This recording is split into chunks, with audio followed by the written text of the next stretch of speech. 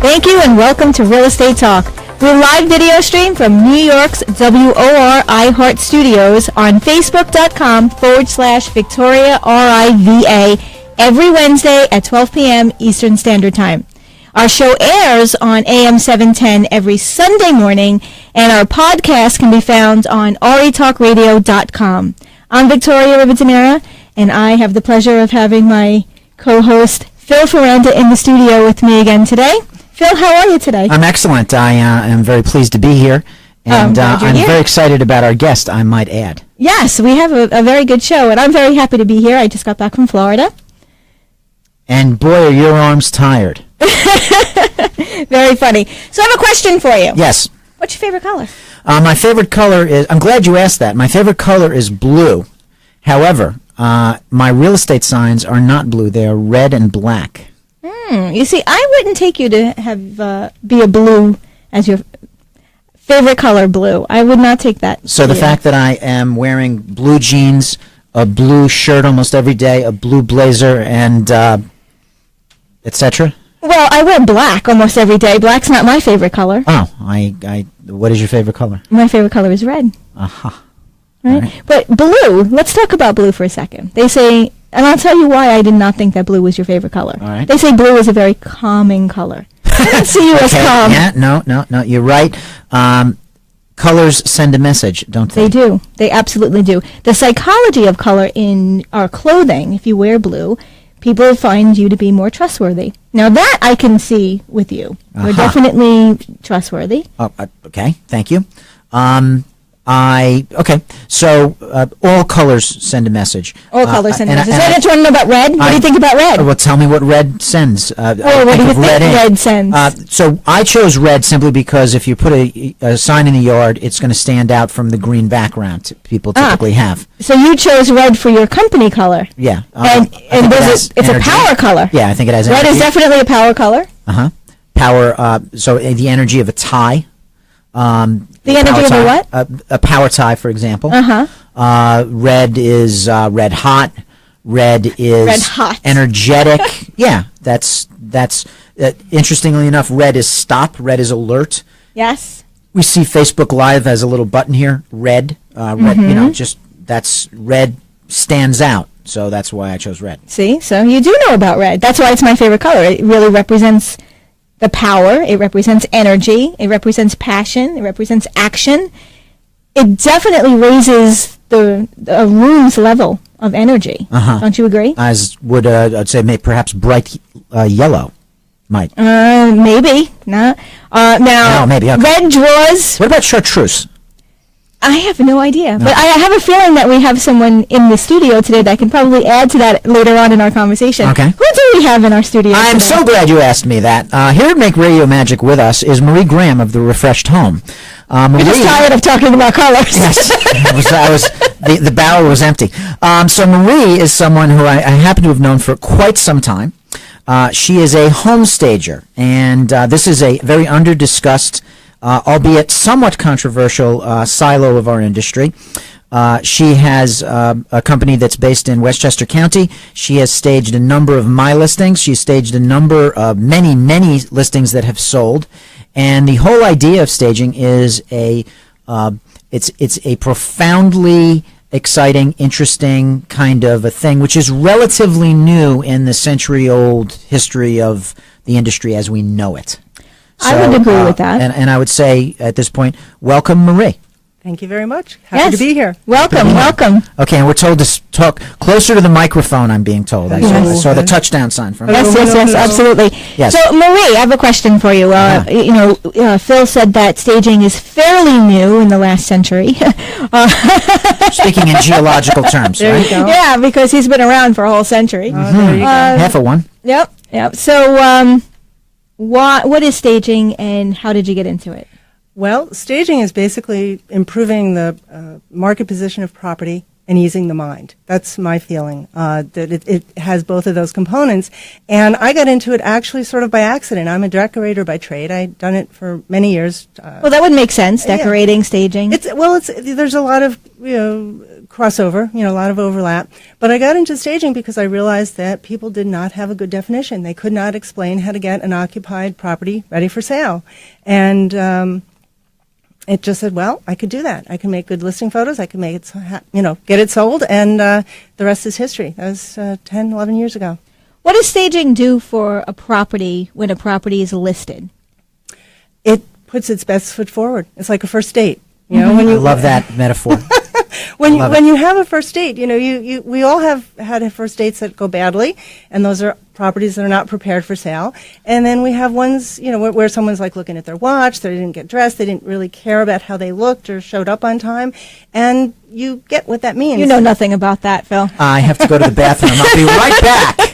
But that comes across to buyers, and that's what we're doing. Nobody has plastic surgery before a first date, but we put your house its best foot forward and make it look its best to engage buyers.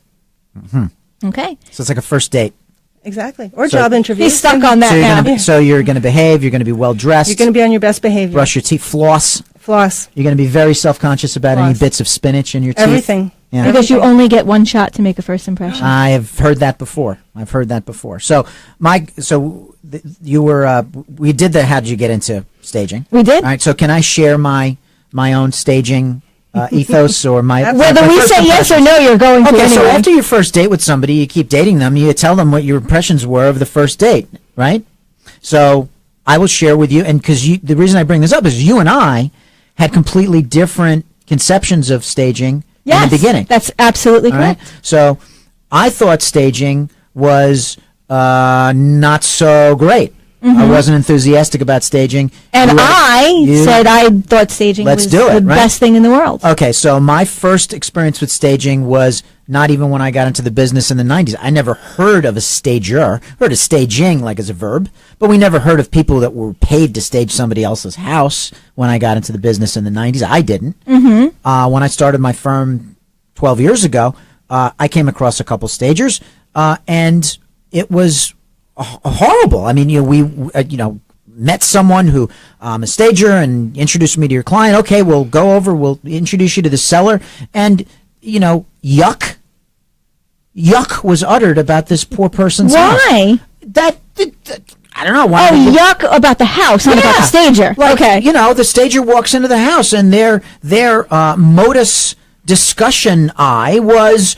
Yuck. Everything has to change. Oh my God. How would, this is, look at all the problems you have with this house. So insulting the people, making them feel like they were selling, like a gross place was how they got off on the right foot. It was a horrendously embarrassing thing. The stager was a seller client of mine to begin with. It was a disaster. See, and I had the complete opposite, and probably because when I started in the business, I started working with a luxury builder, and we were selling 10,000 square foot homes, which were tremendous, 3-story living rooms.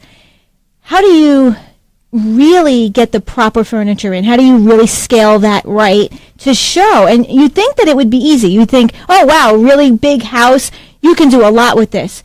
The opposite was true. We needed a professional to come in and really set it up that it was really pleasing to the eye and show it in its absolute best light. Exactly. So, Marie. And we needed them. Marie, you come along. I do, yes. And as you do. and you explained to me that you're a stager, and I'm less than enthusiastic. But you were and I polite, though. I was polite. You were very polite. In deference to our history. And you explained to me how you approach things, and you reassured me that what I had experienced was not the way you do business. That's an anomaly, yeah. And all you did was hit home runs after that for us. No kidding. Good. All you did was hit home runs. Good. So one of the phrases that you have said to me, which I'd like you to talk about a little bit, is the way we sell a home is completely different from the way we live in it. Correct. How would you explain that to the person out in Radio Land? Well, here's the thing. When people are buying, they're buying a dream. They're buying sort of a little bit of a fantasy. And that includes no shoes in the entry, no shoes, laying around, pillows are fluffed, closets are organized. That's part of the dream when people buy this magic house. And so we play a game. It's not smoke and mirrors. It's not, Well, I often say that when you put your house on the market, the seller is now living in a fishbowl. Yes. Because everyone can see exactly what they're doing and see the house for what it really is, and that you don't want to, like you said, have the shoes out, have the jacket hanging over the couch, dishes down, in the sink. Seat down. You don't want up. that. Yeah, you Seat want down. Seat down. Never forget Seat down. Seat That's down. That's all we're going to say there. So That's selling, geared to the women, by the way. right? We're selling. Men don't really care. It depends if it's at night. Men don't care. They walk into a house with the seats up. Do they care? I can't engage you in this conversation without divulging too much information. So we're selling a fantasy. We're selling lifestyle. Yes. And that lifestyle, that fantasy is that I have a cat, but I have a cat that does not poop. Or yes. Yeah. Yes. And you have a dog that doesn't shed. Right. And you have children that put their books away and make their bed every morning. That truly is a fantasy. And the towels are always beautifully folded in the morning, waiting Whoa. for you. And they match. Mm-hmm. And we don't perspire. No, we don't. Whoa. And there's nothing on the bathroom. So we live in a counter. Sears catalog. That's what you're selling. That is what you're selling. So the people are buying. You're a Sears selling the catalog. dream. You're like you said before. People buy a lifestyle. They don't want to walk into a mess. They want to see that everything is exactly the way it looks as if it were in a magazine. Well, when someone's buying, they're buying for a reason. They're leaving one place and they're buying for something else, and they want these dreams to happen. And the more that you can show these things and point to the romance and what will happen with this new magic space, then they see the value. Aha. So next sort of thing. We get people who will say, hey, I don't really need a stager. You can't magically make the place sell for more than what it's worth anyway, et cetera, et cetera. It's not really like that. We're talking about maximizing the value, but there's a ceiling to the value. Well, there is, and the market will tell you what it is. I mean, the market will always tell you what the price is. But the point is, you have when you put your property on the market, you have seconds to make an impression. Everyone has the home finder apps. Everyone's looking. If when the listing goes live, they see it, and you have seconds. And if the photos are not engaging in terms of composition and quality, then you're out. People are not just going to show up. But the idea is that the more that you can show a property to its best advantage and make it very easy for buyers to see the value, and like you were saying, Victoria, before about the large space and you can't gauge a space. Buyers cannot use their imagination. That's probably one of the biggest misconceptions. People, and those few people that can probably can't be bothered. That's correct. Yeah. So, when you show the space and it represents the things that are in proportion, and you can show the function and make them see things, like if there's nothing to look at, the eye's just going to go straight past it. But you want to use color, we're talking about color, to draw someone's attention to a space. Right. Before we touch on color, though, I like what you said about they have seconds. Phil, I think you'll agree, the first 2 weeks are really critical when you put a house on the market. No and doubt. everyone is on the internet. They are they're looking at the pictures, they're looking at the virtual tours. They really make a decision if they even want to go anywhere near that house based on what they see, what they're visualizing. They're looking and they're judging. And they're judging. Yes. Because we are a judgmental species. Not like the mantis shrimp. We are a judgmental Enough species. with the mantis shrimp. No, 5 seconds for listing photos, minute and a half for first impressions. Again, like the first date or job interview, and then 30 days, because that is the gift that every seller is given. Right. Okay, so, in other words, people will not look at a listing photo longer than 5 seconds before they make a decision. They will not be in a house more than 90 seconds before they make a decision. And they will not bookmark something, or 30 days is about as much grace period as you get to fix your stuff. Well, what happens after 30 days is one of two things. There's a lot of information out there online, and one of two things happen. People will look at it and say, oh, I like this house, but gee, it's been on the market 6-7 weeks, and there's been X amount of hundreds of eyes looking at it, thousands of eyes. And no activity. So there must be something wrong with it, so they'll pass. Or worse, if they really like the house, they'll mark it as a favorite and wait for the price to drop. Right. So now when the price drops, a lot of times people won't even go see it because they say, wow, that house is still on the market. What's wrong with it? What's wrong with it? Yeah. Because it's now stale. And a lot of times it has to do with the fact that the pictures are terrible. Yes. And Phil, this is one of my biggest pet peeves. I mean, in this day and age, we go on to the internet and we see pictures of a coffee mug on don't start. on a counter. I don't want to see that. Or a faucet, or a picture where there's clutter everywhere. It is unbelievable. How do you take a picture like that and put it out there? And do you really think that that's showing it in its best light? Absolutely not. What amazes me sometimes is that it's July and there's snow on the. Don't even. That's another Don't even one. start. All right. But the conceptual pictures you're referring to, the picture of the doorknob, the picture of the room that appears to be like a Craigslist ad for a bed, unkempt. All right. Yes, Bodies in the a bed. bed that's not made. They will put that picture up. That's crazy to me. Yeah. Absolutely crazy. So, Marie, what's the most common change that you would make in a house when you're staging? Well, the first thing you want to do is make the space as light as possible. Clear out a lot of the things. Horizontal surfaces, this is a little known fact. Horizontal surfaces have a magnetic pull. See, now his mind is going somewhere else. look at the face that he just made. Horizontal surfaces attract vertical piles. There you go. They just do. They draw things and just clear off the horizontal surfaces. Add light. Natural light is such a huge thing. So, and use light to your advantage. I was in the supermarket last night. Actually took a photo of it. Do you know they have LED lights under the gum racks now? Really? No, I did not know that. No. Next time you're in the supermarket, look and see. And what does it do? It makes you see the gum. Mm. Right? Wow. And this is $1 a pack gum. Whatever it is. I don't know. I don't buy gum. Can they do that with chocolate, or would the light melt the chocolate? LED is I don't cool think light. chocolate needs to be in the limelight. Yeah, people I don't find need- that. I don't They- need light for chocolate, Right. People have sensory perception of that. But light will draw the eye immediately. It's like the color red. Like when Phil was talking about that, we'll get back to the red. That was my color. Okay. Oh, He uses it for business, but that's my favorite color. His favorite color is blue. and you're Scorpio, right? I am not a Scorpio. I am a Libra. Oh, okay. That's a surprise. Wow, Scorpios are pretty nasty. No. Sorry, Scorpios. No. Scorpios, but red is a very hard color to feel halfway about. And red is It's a power color. It's a super color. You can't not see red. That's why stoplights are red. But Phil personally chooses blue because he's a water sign. Okay. Calm, Cancer. I mean, there are people that are into that. That is because I was crabby. Yeah, well, that too. But we'll go. Anyway, You just want to go back to the shrimp, the mantis shrimp, Yeah, the crabs. he's, Anything seafood is on your mind today, right? Darn. mantis shrimp. Okay, so colors are a thing. Colors are a thing. Colors are a huge thing. It's what we see immediately. Okay.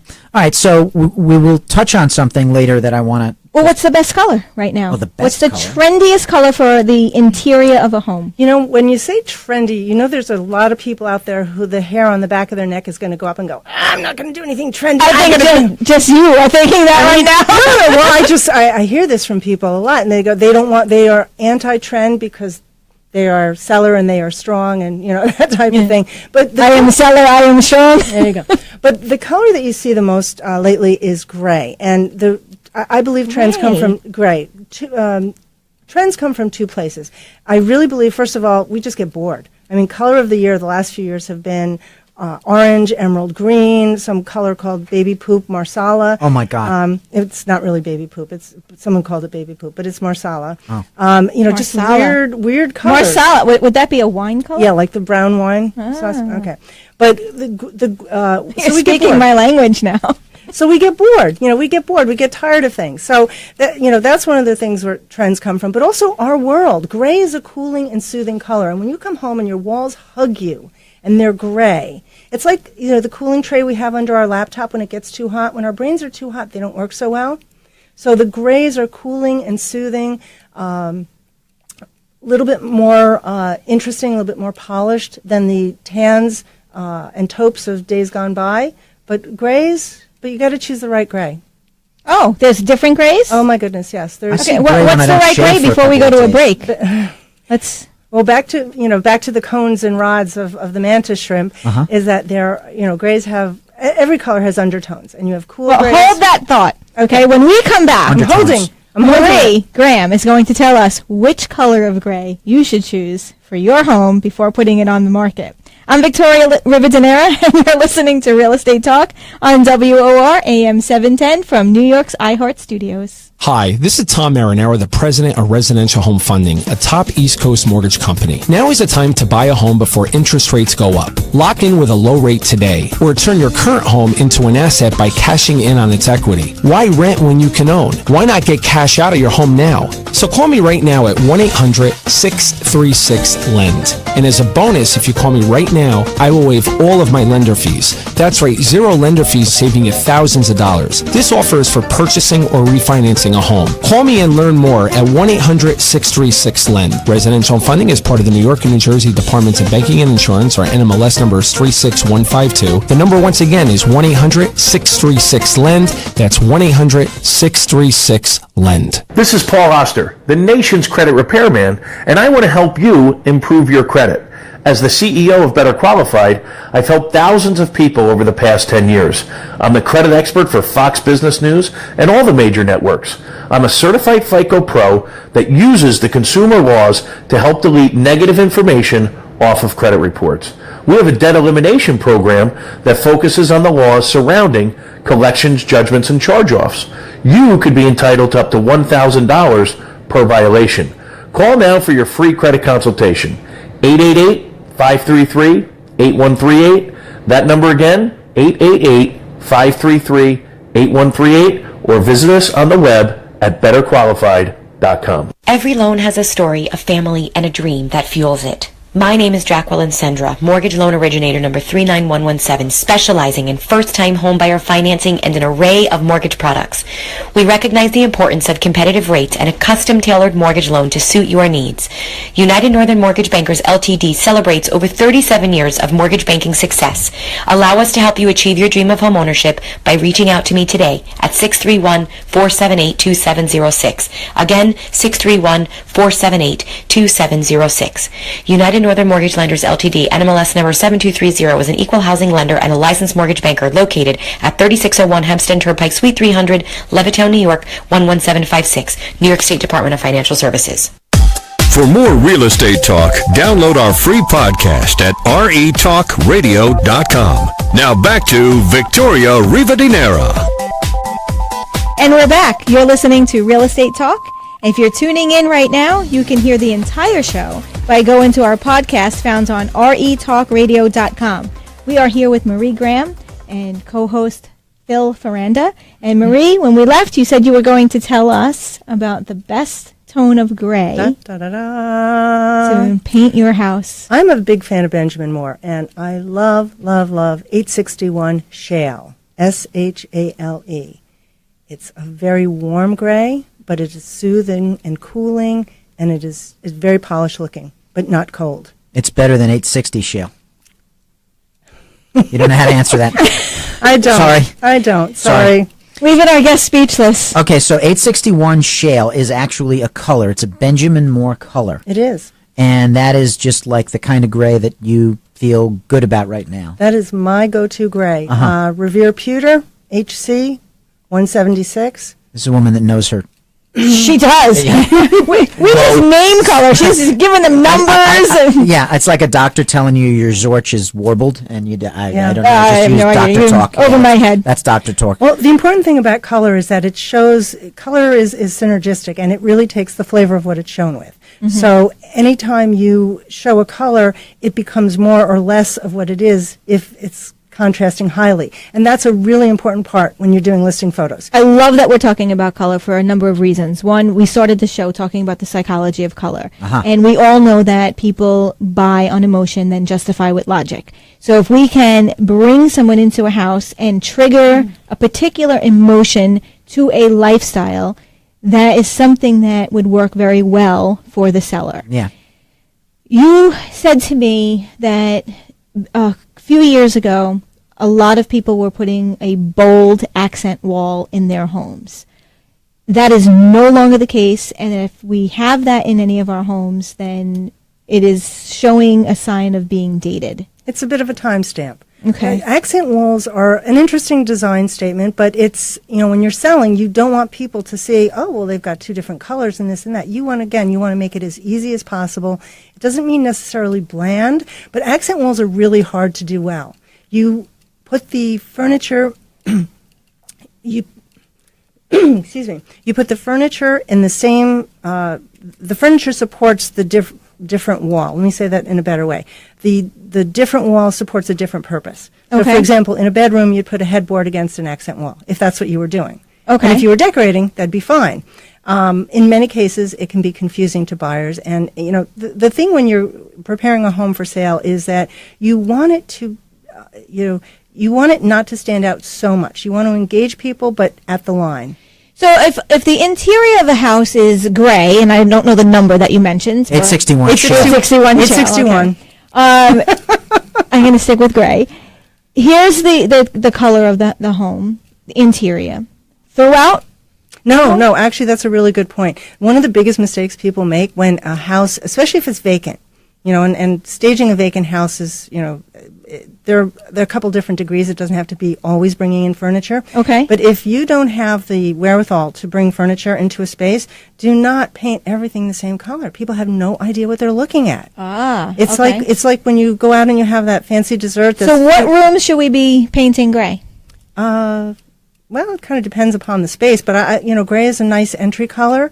If there's furniture, it really depends on what's there already. If there's flooring in place, if there's, God forbid, wallpaper. Wallpaper's bad. Don't do wallpaper. Take wallpaper down. But if there's fixed things in place, you have to play with that. But what reads in listing photos is a contrast of color. So if there's contrast molding, this is why white walls are the kiss of death. I did a post about it a couple of years ago showing the little Michael Corleone doing the, because it is. It's just white walls don't read. They read as old, sad, estate sale, divorce sale, dirty. They just don't read in photos. You need. Okay. So going back to the colors, right? So gray is a color that you like in an entryway. 861. 861. Shell. Hut. All right. What's another color for another room that you would gravitate toward? Well, the trends have been organic. People want real. Buyers want real. And I like the organic colors. I love the Benjamin Moore historic colors because they're nuanced. Even the dark colors have strength to them. I like Nantucket Gray, HC111. Okay. I like some of the soft yellows, the creamier yellows. Yellows, I read someplace that the buttercream yellows in a kitchen, like off the chart popular. Okay. And can I segue? Okay, no, you go first. I'm not done. Okay, all right then. Easy. I want to stick with this for a reason because Okay. I want to know, where do we bring in the bold color? Because I'm a color person. I like color. Okay. Even though I don't Sounds like wear you're a lot getting of your house ready to sell. I know a good broker. I am getting my house ready to sell. No, good stager, too. So, yes, that's why I'm asking. So, you threw me off track. the total bold. Where do we bring in bold? Is that in pillows and throws and? Well, it depends upon the proportion. If I'm staging a space like the ones that you used to sell, the 3-story entries and so on and so forth, you have to choose proportion. You can do a lot more bolder color. You could do a sofa that's purple. You could do something like that. If you have a smaller space, you have to look at it with that eye. But powder rooms are almost a giveaway. You can do whatever you want in a powder room. That's sort of my one rule. I hear that powder room's popular color is blue. Is that true? Oh, I don't know. I've not seen that. Okay. No. Mm-mm. Okay. No. All right. Go ahead, Phil. I'll let you talk now. Okay, speaking of contrasting walls, color's a thing, but you mentioned furniture. You mentioned decluttering. I have something that's come up, and it's become a big objection of sellers, and that is this. It goes back to how you live is different from how you sell your home. You're living in a fishbowl. I have been in homes where after the buyers and I were shown the homes, we looked at the homes, they remember the house by something that's not terribly positive, like, for example, the cat litter house or the baby picture house, that sort of thing. Yeah. I have been in homes where the wall was a memorial to mom's pregnancies, right? So an homage to the uterus. You walk in, and there's an entire wall that is the lifespan of the kids from the what do you call it? The scan, what's the scan where you see sonogram? The sonogram all the way through, wedding.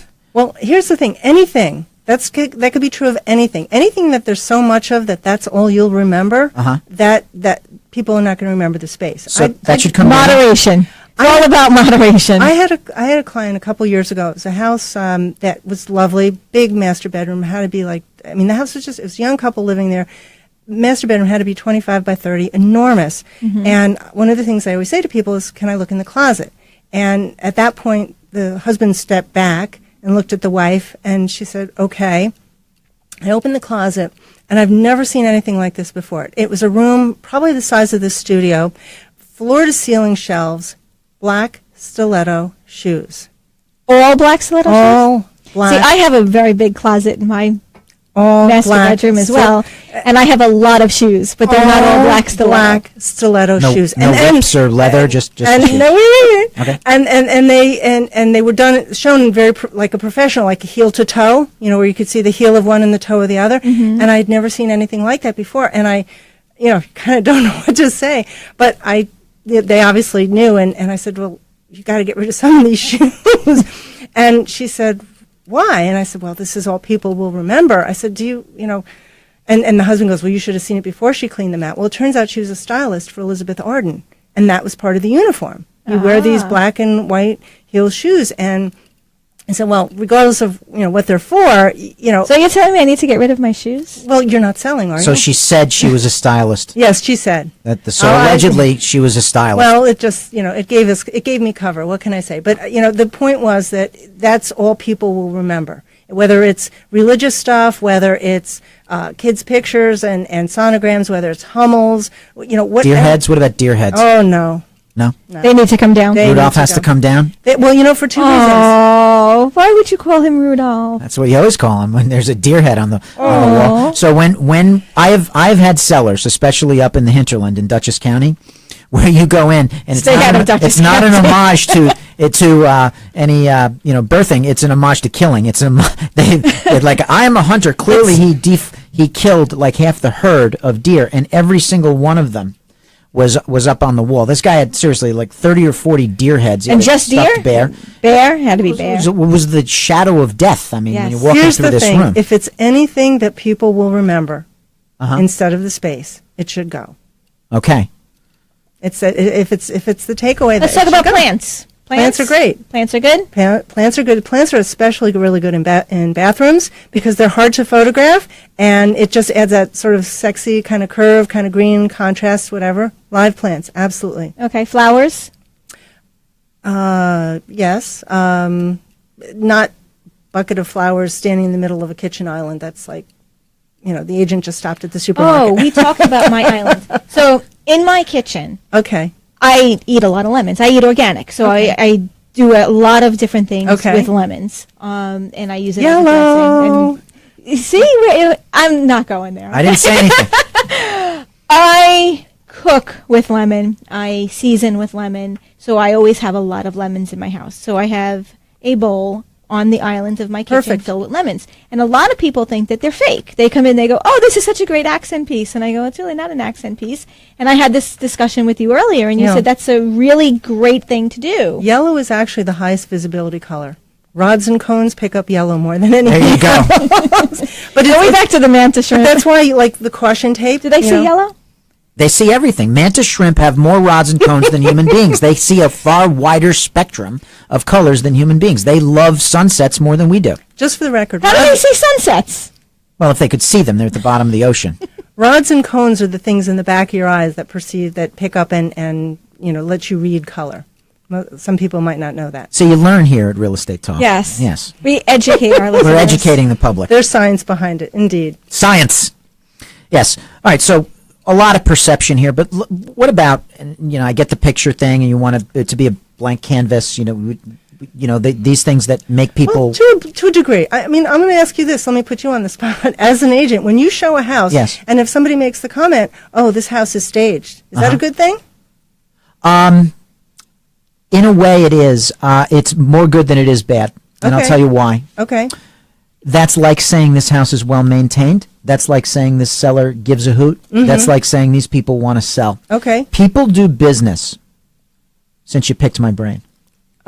People do business I'm going to kill you. with those that they perceive as wanting to do business. That's why when a house reduces its price, it attracts more offers, because you could have made an offer when it was overpriced, but you didn't want to engage someone who was not sufficiently motivated. So if they reduce their price, that's like saying, come hither. So it's the same thing. When they walk in and they say, well, they've clearly staged the house, or it's staged, something like that. That means these people want to do business. No kidding.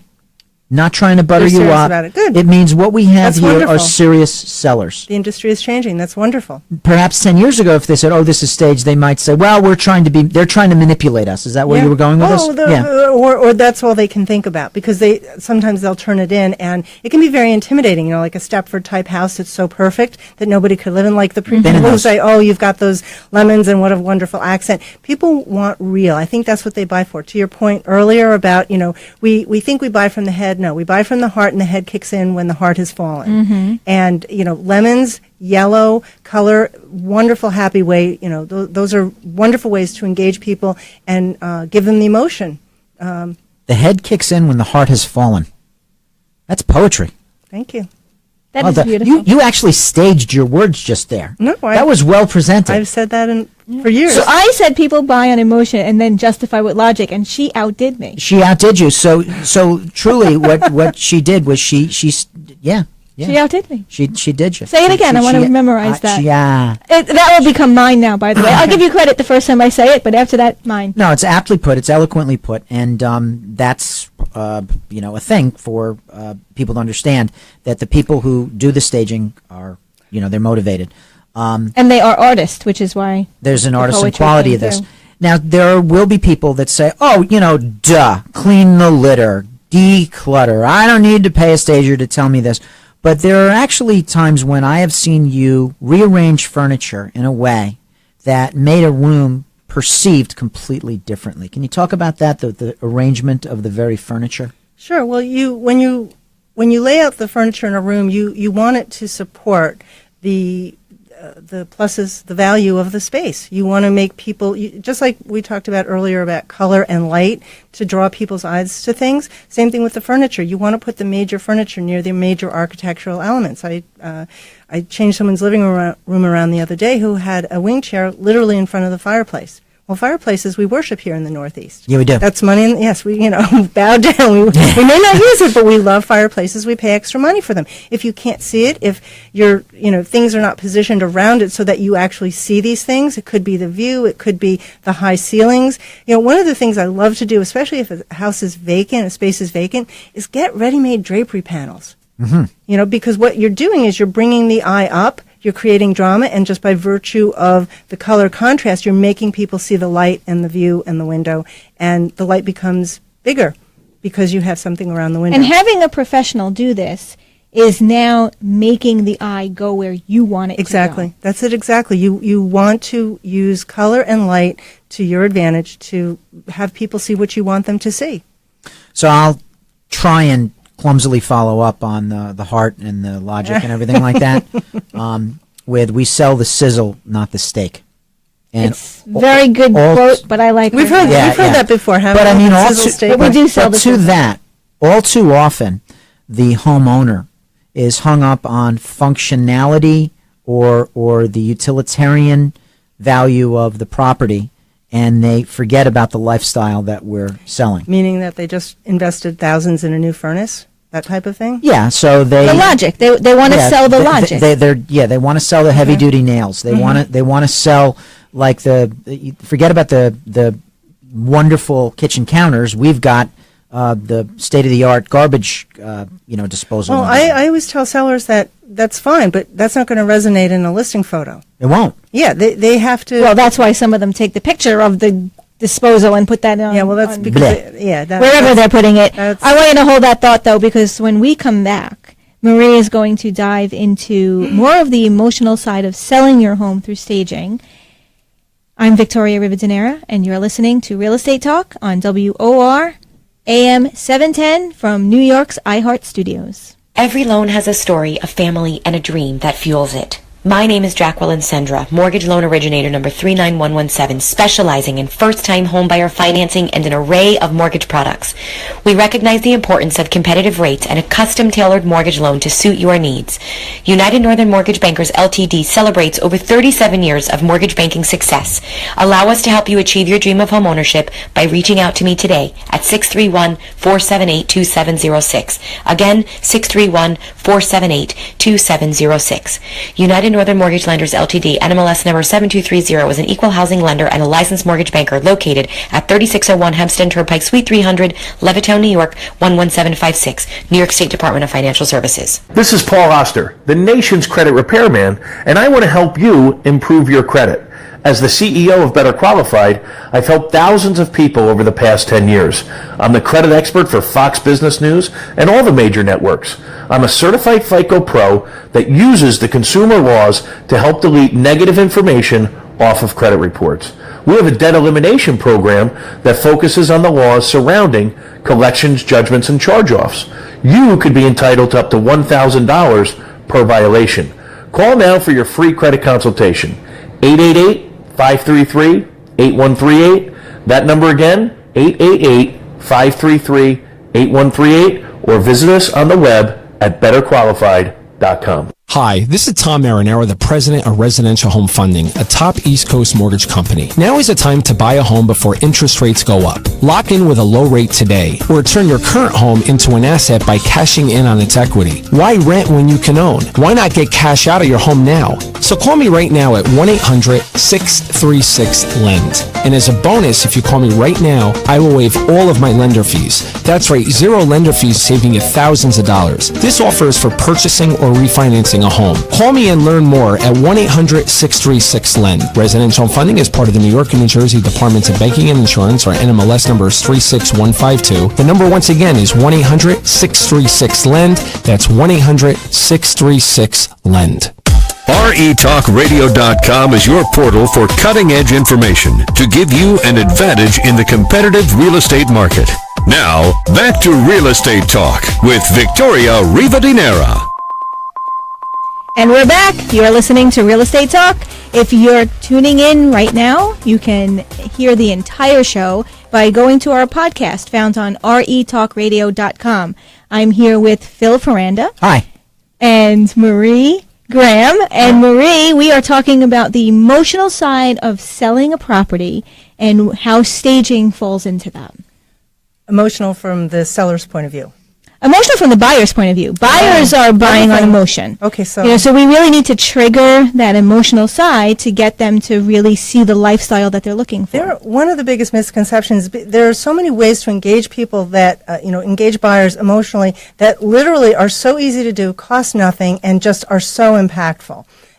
Because people do. They buy we think we buy from the head. We'll repeat that because that was a favorite.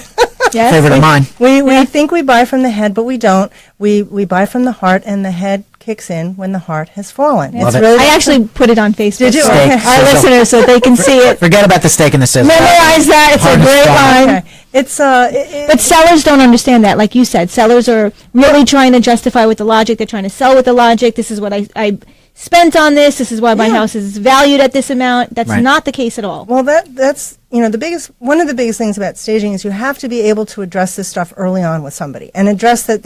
Sellers bring their own circumstances to the table, and you just got to position getting a house ready for sale as a decision that they're making. They're going to move on with their lives, and we're going to get the house market ready. We're going to do it, get it photo ready because everyone wants to talk about that.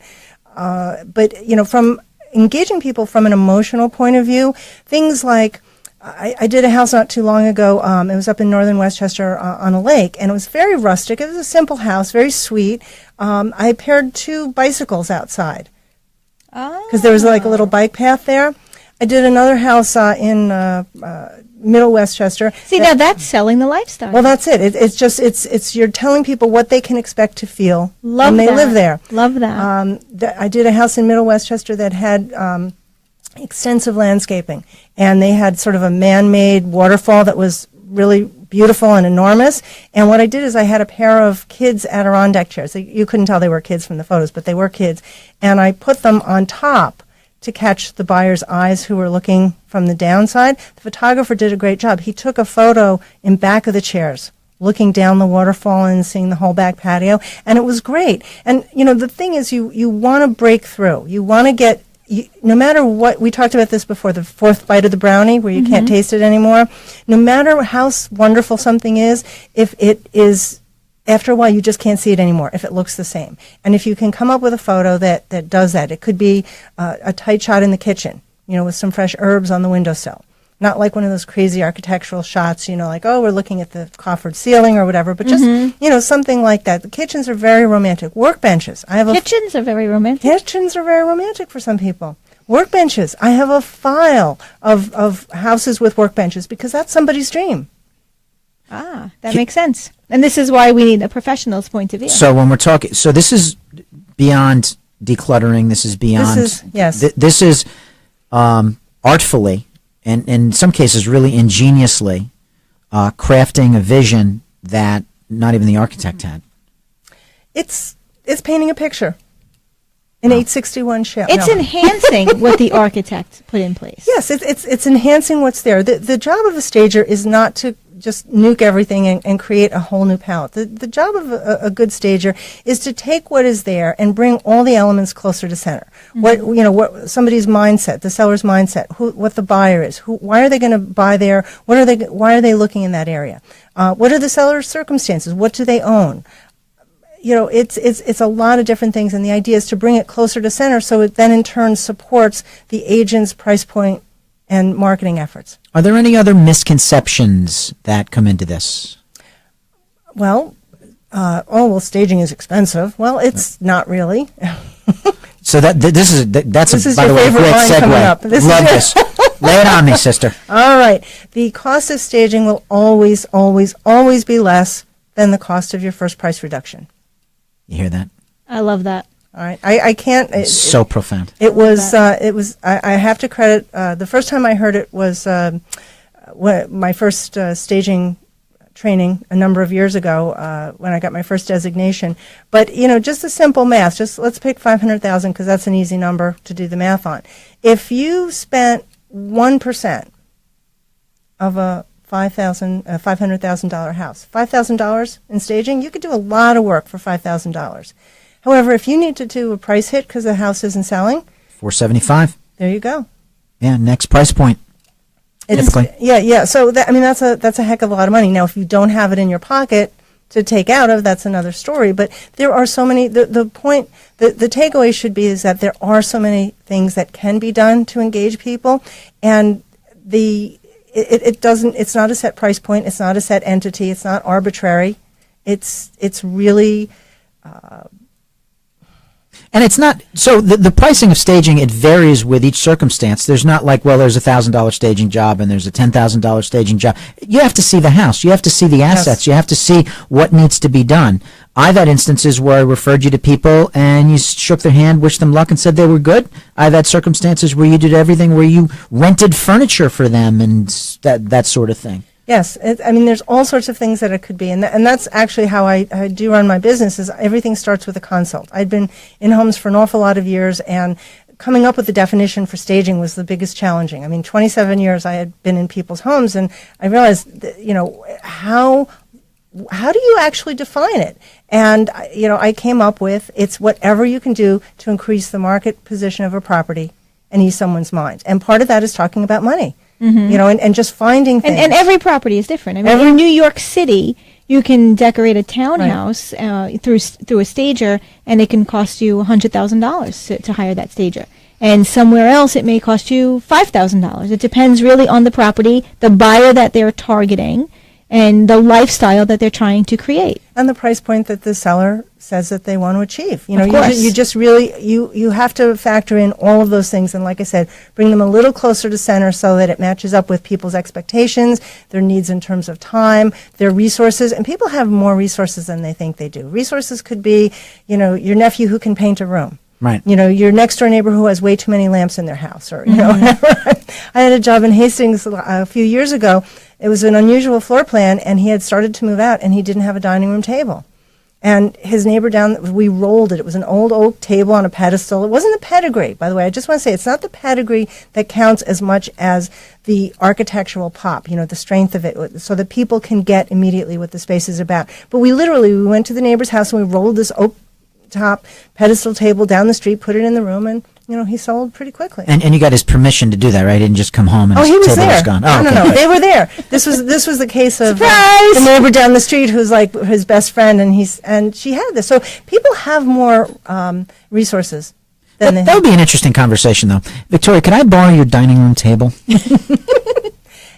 It's not like a cup of sugar or your hedge clipper. It's like I got to borrow your dining room table. That is an interesting conversation. But what do we know? Think about it. What do we know about today is that people have more stuff than they know what to do with. Yes, that is definitely the truth. I don't know anybody that ever tells me that. Ha ha ha. Said no one. You need to get out more. Oh, boy. Yeah. Oh, boy. Alrighty. So I want to talk about aromas. Okay. Scents in a home. Okay. That definitely triggers emotion. Well, you had asked me earlier about the idea of cookies or apple pie or stuff like that. I've heard stories about that. I would think that would be the 1.0 version of staging. Right now, I tend to think of just more neutral, something fresh. I mean, citrus is good. Light herbs like a lavender, eucalyptus you talked about. Those are natural things. The trend for anything in homes, and I'd say even in the last 5-6 years, across the board has been natural and organic and real. And the fake stuff, the plug-in oils, by the way, are bad. Yeah, they bother me. I'm very sensitive to that. Well, I can walk into someone's home and they have it in, smells great, but I feel like my throat is closing. Well, that's actually a really good point. If you're an agent and you have to find a way to explain to somebody about cigarette smokes, odors, or the cat, or teenage boy smell, or teenage boy smell, or exuberant cooking, you basically. Let's talk about that for a second. Exuberant cooking. So Yes. that not exuberant, but what was our line before? Irrational exuberance? Irrational exuberance. This would be exuberant cooking. I like that.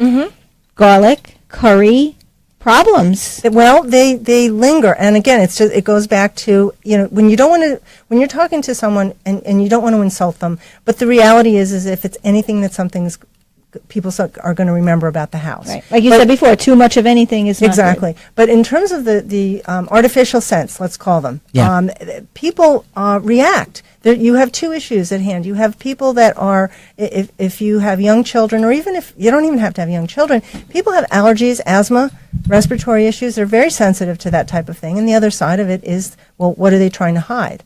Bingo. Okay, so remember when you said to me, what's the reaction of people when they walk into a house and they make the remark, oh, it's been staged? There is one phenomenon where they do have a negative connotation, negative reaction, and that is aroma. And it's not just the pet odor, the cooking odor, the smoking odors. If we walk into a house and there is just an overwhelming scented candle or, freshly baked chocolate chip cookies, they will immediately leap to the conclusion that they are trying to mask another odor. And that's different from the visual. The optics, they're going to say they want to sell. But the aromatic, they will always say they're trying to hide something. Yeah. It's the jars with the essential oil and the little sticks in them, or the why do you got to do that? Yeah, no, you don't have to. So hence the neutral. That's like we have nothing to hide. That's we're right. transparent. Yeah. Our place doesn't stink. Exactly. What's for a pet owner, which we are? Yes, we are. Big dogs. What is a remedy? What do you do when you have a pet? Well, if you have a pet and you love a pet, you maintain the pet, and there's not that much smell, hopefully. But I keep windows open an awful lot, keep a fan going, launder their beds, that sort of thing. Okay. Cat litter. Grooming the pet? Yes, grooming the pet. So you mean you have to tend to the hygiene of the animal? Exactly. Okay. Yeah. And I'm staging Jake. And keep them. Yeah, Jake would be tough because he sheds a lot. So you have to do a lot of German vacuuming. Shepherds only shed once a year. No, Is that's that not right? true. I had a German January to Shepherd, and I don't December. remember that. No, I had a German Shepherd too. Remember that. No, it's you want to keep, and you also want to keep the appearance out of the buckets of cat toys, the smell of cat food in particular. Most dog food doesn't sit around, but cat food sits around. Yes. And the cat mat with the different bowls and the litter boxes in places. You want to remove the visual appearance as much as the actual there. I mean, I've been to homes where it's the first thing I smell, and then I've been to homes where the last thing I see is, the litter box. I'm like, oh, you have cats? I don't know. But people, you do become, it's like the commercial says, you do become nose blind. And if you live there, you don't smell it. Mm-hmm. Nose blind. It's true. She has a lot of good little tidbits. That's a commercial. Nose blind. But the best thing to do is to ask a friend. If you don't want to pay a stager to tell you, ask a friend. Can you tell what I had dinner for? Or ask for a dinner last realtor. night? Well, the realtors are suspect sometimes in the eyes of sellers. I hear that part of it too. Realtors are suspect. Ask a Hence the friend. show.